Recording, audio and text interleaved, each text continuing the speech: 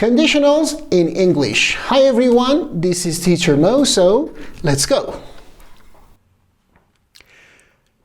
Look at the example on the screen. If you heat ice, it melts. What kind of sentence is it? As you can see in this sentence we have if. If you heat ice. This part of the sentence is describing a condition.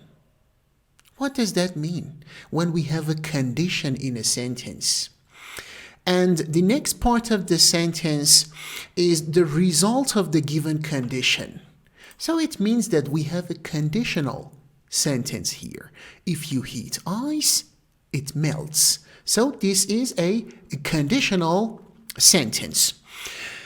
As you can see here in this example or on this slide, this conditional sentence consists of two clauses. We have an if clause, we have a result clause. So, every conditional sentence consists of two clauses, an if clause and a result clause.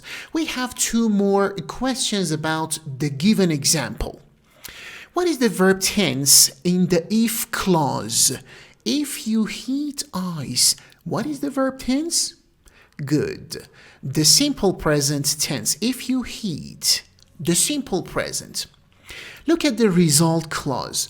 What is the verb tense in the result clause? It melts. Again, you see we have the simple present tense. So, we have a conditional sentence here consisting of two clauses. If clause is in the simple present tense, also the result clause is in the simple present tense. If you heat ice, it melts. You see we are talking about a fact. This is a fact. If you heat ice, it melts. So, when we want to describe or express a fact in a conditional sentence, we use this type of conditional. This is called conditional type 0 or the zero conditional. It is used to talk about facts or routines. In both clauses, the result clause and the if clause, we use the simple present verb tense. Now pay attention to this example. If I study hard, I will pass the exam. What is the verb tense in the if clause? If I study hard. Again, yes, we have the simple present tense. Pay attention to the result clause that we have here.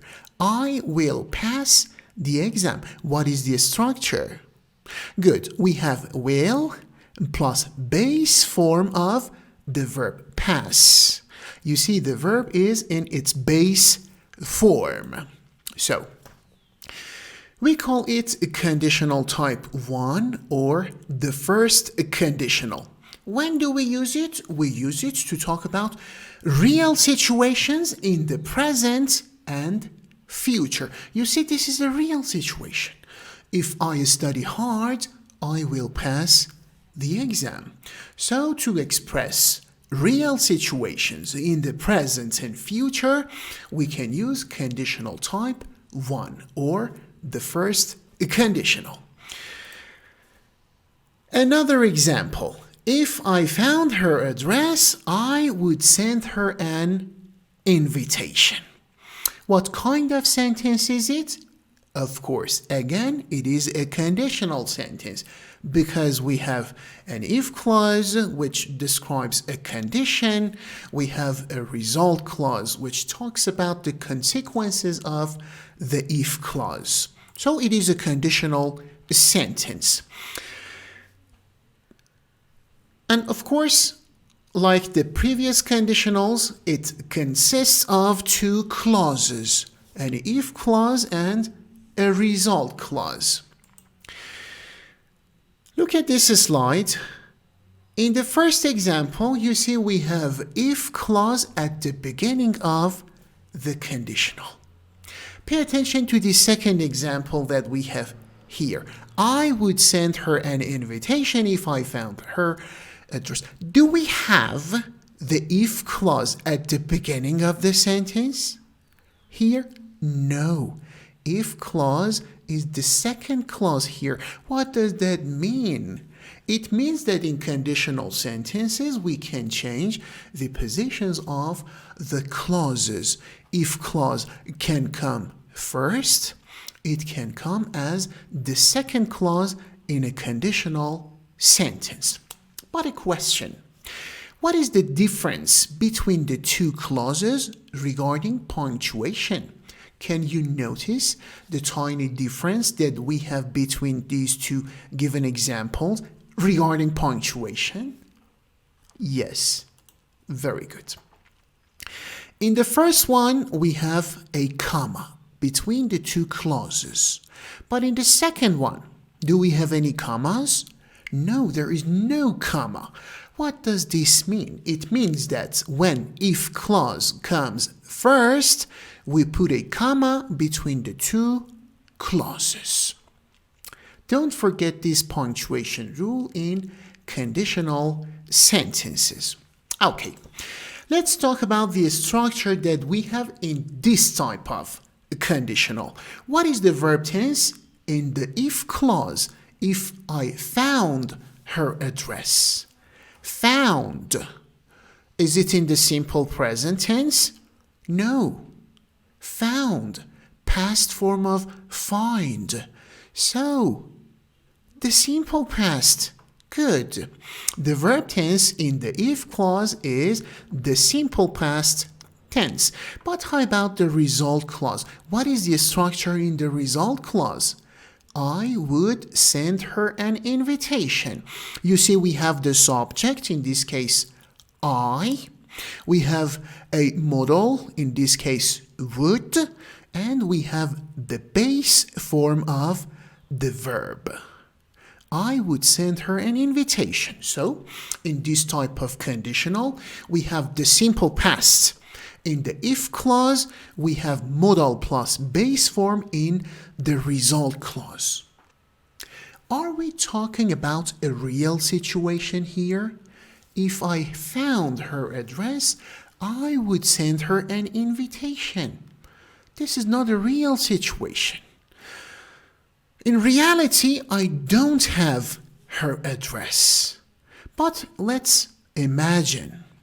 If I found her address, I would send her an invitation. So I'm talking about an imaginary or an unreal situation here in the present or in the future. When I want to talk about hypothetical, imaginary, or unreal events or situations in the present and future, I can use this type of conditional, which is called conditional type 2, or the second conditional. Good. Pay attention to this example now. If I had found her address, I would have sent her an invitation. Look at the if clause. What is the verb tense in the if clause? Is it the simple past verb tense? No, had found. Had plus past participle form of the verb. So it is the past perfect tense. Had plus past participle is the structure of the past perfect tense. So in the if clause, we have the past perfect tense. But what is the structure in the result clause?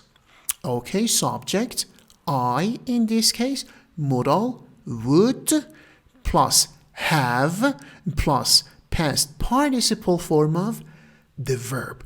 And this is called conditional type 3 or the third conditional. Again, we are not talking about a real situation.